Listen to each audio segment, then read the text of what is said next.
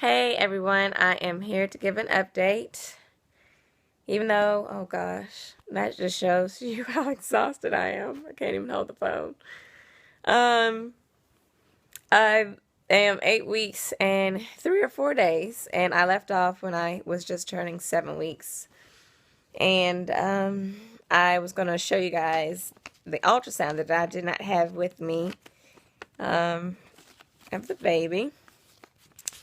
So without further ado, let's see. Okay. So that's the little embryo and the yolk sac. I don't know why that glares so bad. And my tilted uterus. Say hello. Okay, so I also left off saying that I'm sorry. That's so rude. I also left off saying that I was some of my symptoms were, of course, I've had sore boobs this whole time, so I've been peeing a lot this whole time. I do drink more water, but when I say peeing a lot, I'm talking about like in the middle of the night where it wakes you up out of your sleep, which pisses me off. Because sometimes I can go right back to sleep, sometimes I can't. Sorry, I have notes with me, so I'm probably glancing off.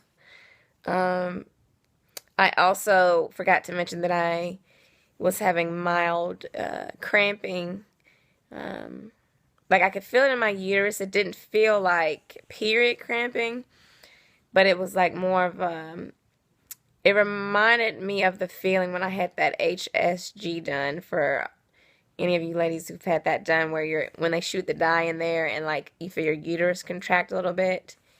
That's the only thing that I can relate it to. That's what it feels like. What else? And of course, fatigue.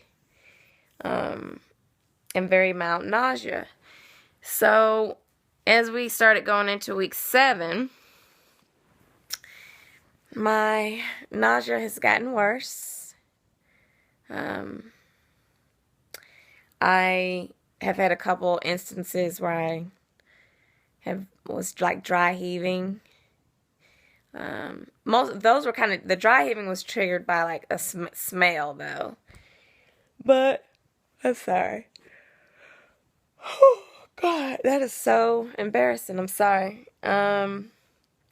Dry heaving, and I definitely noticed that I had to start snacking a lot more. I had to, start bringing like fruit and crackers and like graham crackers to work with me to snack on throughout the day.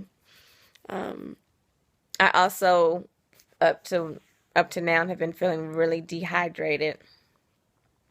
I drank 4 bottles of water, at least 4 bottles of water, and not on top of like I drank Sprite. I stopped drinking Cokes and like Pepsis and tea with all the caffeine in it, so I don't drink any of that anymore. And I also started noticing I produce a lot more phlegm, like in the back of my throat and like even through my sinuses or whatever. I think sometimes too that kind of makes me want to gag sometimes because like I feel phlegm on the back of my throat.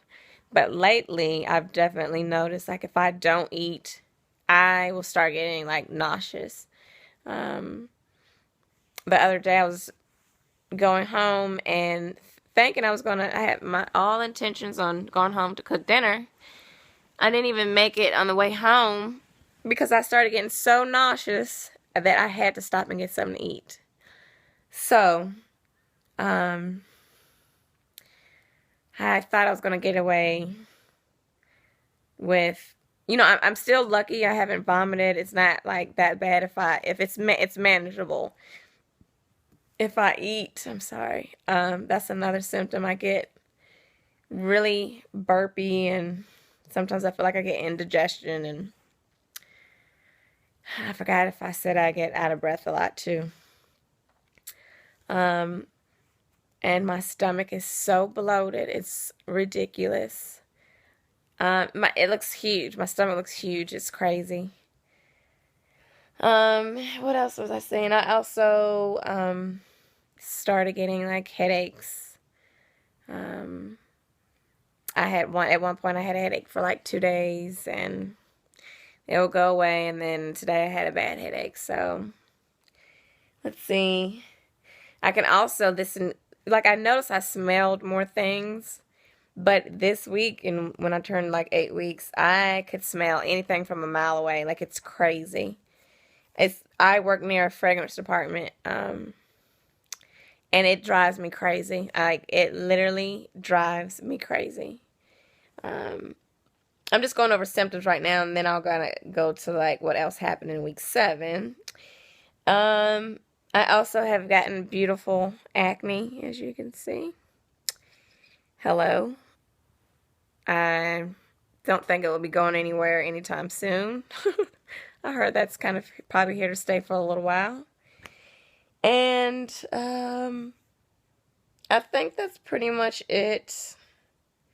I have noticed I've had a little bit more anxiety and stuff like that. I think just overall with being the fatigue, and then now I'm starting to deal like the nausea and like that being all like gaggy and having to wake up in the middle of the night all the time. I think that just maybe adds on to, like, anxiety or whatever. But anyway, oh goodness. So week 7, I did, well, I would say going towards week 8, because I was 7 weeks and I think 6 days. I went in for my first OB visit. My last visit with Ari is Monday. So I wasn't supposed to go to the OB till after that. But when I called to, try to make my appointment early, they asked me how far along I was, and they wanted to see me like during week 8. That's when they like to see their patients. So I went in this week for my first OB appointment. They did all like the pre-screening and like your blood work and all that stuff. They took so much blood, it was ridiculous. Sorry, I'm like so dehydrated. And they also did an ultrasound, which I'm also going to show you guys. This one's a little bit fancier because it was a 3D. And I'll show you the top one first. Okay. There goes the baby. You can see the little umbilical cord pretty good on this one. The yolk sac and the little arms budding. And they said the placenta looks good. The umbilical cord looks good. Then this one I like, because you can kind of see like it looks like you see a little eye, a little nose or something. And you can see his little arms just growing. So yeah, they also checked the heart rate. I didn't get to hear it, but they checked it, and the first 6 weeks, 6 days was 136. This time it was 161. So they were very happy with that. And so everything looks like it's progressing pretty well. I go back in Monday, and I will have another ultrasound, and I will have blood work to see when I can get off my progesterone, or like kind of like wean off. And then I'm also on the estrase. I'm on Lovenox the whole pregnancy. So luckily, I wouldn't say luckily. There's only one benefit of this. I do have to go see a high-risk doctor that consults with my regular OB. Just because I'm on the Lovenox, anytime you're on like blood thinners or something like that, you have to see here they make you see a high-risk doctor. But, so I go once, so I have to go every month for that. And they do an ultrasound every time. So that kind of will kind of ease my mind. So that's the only plus thing about it. But, I mean, we'll see. I have my first appointment with them on the 26th.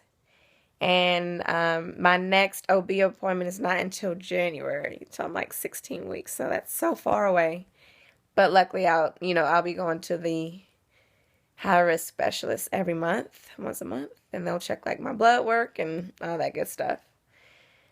So I think that's pretty much it. I'm gonna go to bed. And I'll give you guys an update on Monday. All right, bye.